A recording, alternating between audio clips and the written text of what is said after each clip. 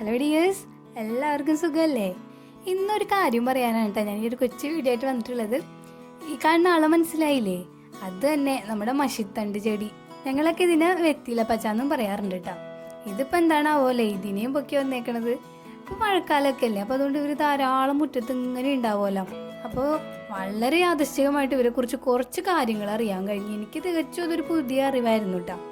അറിഞ്ഞത് വെച്ച് നോക്കുകയാണെങ്കിൽ ഇവരെ നമ്മളെല്ലാവരും ഗാർഡനിൽ വളർത്തുന്നുണ്ട്.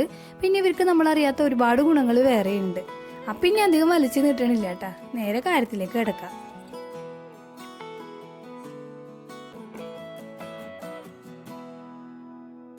മഷിത്തണ്ട് ചെടി എന്ന് പറയുമ്പോൾ ഞാൻ ഈ പറഞ്ഞ കാര്യം നിങ്ങൾക്ക് അത്ര പെട്ടെന്ന് കത്തിന്ന് വരില്ല. പക്ഷെ ഇവരെ പേര് പെപ്പറോമിയ പെലുസിഡ എന്നാണ്. ഇപ്പോൾ കുറച്ച് പേർക്കെങ്കിലും കാര്യം മനസ്സിലായിട്ടുണ്ടാവും അല്ലേ? അത് തന്നെ, നമ്മൾ വീട്ടിൽ വളർത്തുന്ന പെപ്പറോമിയാസ് ഇല്ലേ, ഒരുപാട് വെറൈറ്റീസ് ഉണ്ടല്ലേ, അത് ഇവരും ഒക്കെ ഒരു ഫാമിലിയിൽ പെട്ടതാണ്. അപ്പോൾ ഇവർ ഏത് ഫാമിലിയാണെന്നുള്ളത് ഒട്ടുമിക്ക പേർക്ക് അറിയാൻ പറ്റും. അത് ഇതിന് ശേഷം പറയാം കേട്ടോ. അപ്പോൾ പെപ്പറോമിയ നമ്മൾ അതിൻ്റെ ഇലകളുടെ ഭംഗിയൊക്കെ കണ്ടിട്ട് ഒരുപാട് വെറൈറ്റീസ് ഉണ്ട്. Water melon peperomia, jade peperomia, പിന്നെ എന്താണ് പെപ്പറോമിയ സ്കാൻഡൻസ് ഗ്രീൻ, പെപ്പറോമിയ സ്കാൻഡൻസ് വേരിഗേറ്റ, അങ്ങനെ ഒരുപാട് വെറൈറ്റീസ് ഉണ്ടല്ലേ. ഒരുപാട് പേര് ഇപ്പോഴും അത് കളക്ട് ചെയ്തുകൊണ്ടിരിക്കുകയാണ്. അപ്പോൾ എൻ്റെ കയ്യിൽ അങ്ങനെ 2 വെറൈറ്റീസ് ഉള്ളൂ കേട്ടോ. ഈ സെൻറ്ററിൽ കാണുന്ന ഗ്രീൻ കളറിലുള്ള പെപ്പറോമിയ സ്കാൻഡൻസ് ഗ്രീൻ, അതും കുറച്ച് ദിവസമായിട്ടുള്ള വെച്ചിട്ട് എൻ്റെ കസിൻ തന്നതാണ്. പിന്നെ എൻ്റെ കയ്യിലുള്ളത് പെപ്പറോമിയ സ്കാൻഡൻസ് വാരിഗേറ്റ. ഇതാണെങ്കിൽ ഞാൻ വാങ്ങിച്ചിട്ട് കുറച്ച് നാളായിട്ടുണ്ട്. ഇത് നഴ്സറിയിൽ നിന്ന് തന്നെ ഒരു ചെറിയ 2 തണ്ട് 20 രൂപ റേറ്റിൽ വാങ്ങിച്ചതാണ് കേട്ടോ. അപ്പോൾ ഇതൊന്നുമല്ല നമ്മുടെ ഇന്നത്തെ വിഷയം, പെപ്പറോമിയ പെലുസിഡ അഥവാ നമ്മളുടെ മഷിത്തണ്ട് ചെടി. അപ്പോൾ ഇവർക്ക് കുറേ പ്രാധാന്യങ്ങളുണ്ട് കേട്ടോ. ഞാൻ ആദ്യമായിട്ടാണ് അറിയണത്. ഇത് ഓൾറെഡി അറിയണവരും വീട്ടിൽ വളർത്തുന്നവരൊക്കെ ഉണ്ടാവും കേട്ടോ. പക്ഷെ എന്നെ പോലെ ആരെങ്കിലും ഉണ്ടായിരുന്നെങ്കിൽ അവർക്ക് ഒരു പുതിയ അറിവായിക്കോട്ടെ എന്ന് വിചാരിച്ചിട്ട് ഞാൻ ഷെയർ ചെയ്യണതാണ്. അപ്പോൾ നമ്മുടെ ഇപ്പോഴത്തെ മഷിത്തണ്ട് ചെടിയുടെ അവസ്ഥ എന്താണ്? മഴ പെയ്യുമ്പോൾ അവിടെ ഇവിടെയൊക്കെ എന്തെങ്കിലുമൊക്കെ ഒരു സ്ഥലത്ത് പൊട്ടി മുളച്ച് അവിടെ നിൽക്കും. കുറേ നാൾ കഴിഞ്ഞ് അവരുടെ വേനൽക്കാലമൊക്കെ ആയി കഴിയുമ്പോൾ അവരുടെ ലൈഫ് സ്പാൻ അങ്ങനെ കഴിഞ്ഞ് അവർ നശിച്ചു പോവുകയാണ് ചെയ്യണത്. പക്ഷേ ഇവരുടെ ഫാമിലിയിലുള്ള ബാക്കി പെപ്പറോമിയാസൊക്കെ ശരിക്കും രാജകീയമായിട്ട് കഴിയണം. സത്യത്തിൽ എനിക്ക് ഓർക്കുമ്പോൾ ചെറിയൊരു വിഷമമുണ്ട് കേട്ടോ. ഇത്രയധികം കഴിവുകളുണ്ടായിട്ടും സ്വന്തം ഫാമിലിയിലെ മറ്റുള്ള പ്ലാന്റ്സിനെ പോലുള്ള പ്രാധാന്യമോ കെയറിങ്ങോ ഒന്നും ഇവർക്ക് കിട്ടണില്ല എന്ന് ഓർക്കുമ്പോൾ. അപ്പോൾ ഇനി 2 കാര്യം ഡൗട്ട് ഉണ്ടാവുമല്ലേ, ഇവരുടെ ഫാമിലി ഏതാണ്, പിന്നെ ഇവരുടെ ഗുണങ്ങൾ എന്താണെന്ന്. ഇവരുടെ ഫാമിലി ഏതാണെന്ന് വെച്ചാൽ പിപ്പറേസിയാണ്. അത് തന്നെ നമ്മുടെ പെപ്പർ ഫാമിലി. അപ്പോൾ നമ്മുടെ ഈ കുരുമുളകും ഈ പെപ്പറോമിയ വെറൈറ്റീസും ഈ മഷിത്തണ്ട് ചെടിയും എല്ലാവരും ഒരു ഫാമിലിയിലുള്ളതാണ്.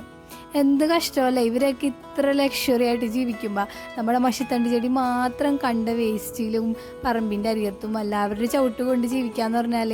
അപ്പോൾ ഇവർക്ക് ഒരുപാട് ഗുണങ്ങളും ഉണ്ട്. അത് എന്തൊക്കെയാണെന്ന് നമുക്ക് അടുത്ത് നോക്കാം.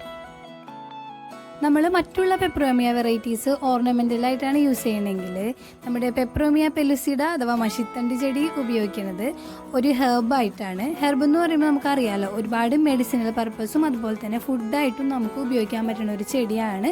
നമ്മളിൽ കൂടുതൽ പേർക്കും ഇത് അറിയില്ലായിരിക്കും എന്നാണ് ഞാൻ വിചാരിക്കുന്നത്. എനിക്ക് ഏതായാലും അറിയില്ലായിരുന്നു കേട്ടോ. ഞാനൊക്കെ അത് പുതിയൊരു അറിവായിരുന്നു.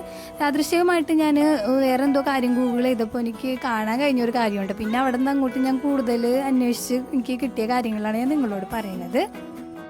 അപ്പം നമ്മുടെ ഈ ഒരു പ്ലാന്റിന് കൂടുതലായിട്ടും ഷൈനി ബുഷ് എന്നുള്ള പേരിലാണ് അറിയപ്പെടുന്നത്. സൗത്ത് അമേരിക്കയിലൊക്കെ ഇതിൻ്റെ ഒരു തണ്ടും ഇലയും കൂടി പിഴിഞ്ഞെടുക്കണ ഒരു ജ്യൂസ് കണ്ണിൻ്റെ ഒരുപാട് പ്രശ്നങ്ങൾക്കും, പിന്നെ ഡയറിയ, അതുപോലെ കിഡ്നിയുടെ പ്രശ്നം, പ്രോസ്റ്റേറ്റ് ഗ്ലാൻഡിൻ്റെ പ്രശ്നത്തിനും, ചുമ, തലവേദനക്ക് വരെ മെഡിസിനായിട്ട് ഉപയോഗിക്കുന്നുണ്ട്. പനി മുതൽ ഹൈ ബ്ലഡ് പ്രഷറിന് വരെയും ഉപയോഗിക്കുന്ന ഒരു ആയുർവേദിക് മെഡിസിനാണ് നമ്മുടെ ഈ ഒരു മഷിത്തണ്ട് ചെടി എന്ന് പറയുന്നത്. പിന്നെ ഫുഡിൻ്റെ കാര്യത്തിലാണെങ്കിൽ നിങ്ങൾക്ക് സെർച്ച് ചെയ്ത് നോക്കിയാൽ മനസ്സിലാവും, ഇത് ഉപയോഗിച്ചിട്ടുള്ള ഒരുപാട് റെസിപ്പീസ് നമുക്ക് കാണാൻ പറ്റും. അപ്പോൾ പിന്നെ നമ്മൾ ആലോചിക്കുന്നത് ഓർണമെൻ്റൽ യൂസിൻ്റെ കാര്യമായിരിക്കും. ഓർണമെൻ്റലായിട്ട് ഉപയോഗിക്കാനും നമ്മുടെ ഈ മഷിത്തണ്ട് ചെടി അത്ര പുറകിലൊന്നും അല്ല കേട്ടോ.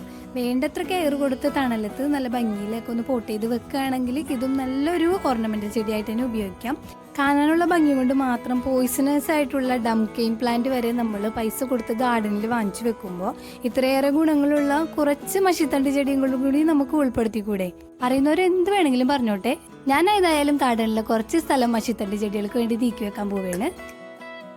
ആദ്യമായിട്ട് ഇത് ചെയ്ത് നോക്കണ കാരണം ഇത് നിൽക്കണ ഒരു ഹാബിറ്റില്ല, മണ്ണ് മാത്രം എടുത്തിട്ടുള്ളൂ. വേറെ പൊട്ടി മിക്സ് ആയിട്ട് എക്സ്ട്രാ ഒന്നും ഇതിൽ ചേർത്ത് കൊടുക്കണില്ല കേട്ടോ. ഇതെന്തായാലും നമ്മൾ ഷെയ്ഡിൽ തന്നെ വെക്കണം. വളരെ സെൻസിറ്റീവായിട്ടുള്ള സ്റ്റെമ്മും കാര്യങ്ങളൊക്കെ തന്നെയാണ്. പിന്നെ എപ്പോഴും ഇതിന് ചെറിയൊരു നനവും വേണം. അങ്ങനെ ഞാൻ എൻ്റെ പെപ്പറോമിയ കളക്ഷൻ്റെ കൂടെ ഈ ഒരു മഷിത്തണ്ട് ചെടി കൂടിയും ചേർക്കുകയാണ്. ഇനി എന്നും എനിക്ക് തൊട്ട് നോക്കാൻ ഒരാൾ കൂടിയായി. ഇന്നത്തെ വീഡിയോ എല്ലാവർക്കും ഇഷ്ടമായി എന്ന് വിചാരിക്കുന്നു. താല്പര്യമുള്ളവരൊക്കെ ചെയ്ത് നോക്കാം. പുതിയൊരു വീഡിയോയിൽ കാണാം കേട്ടോ. Bye bye.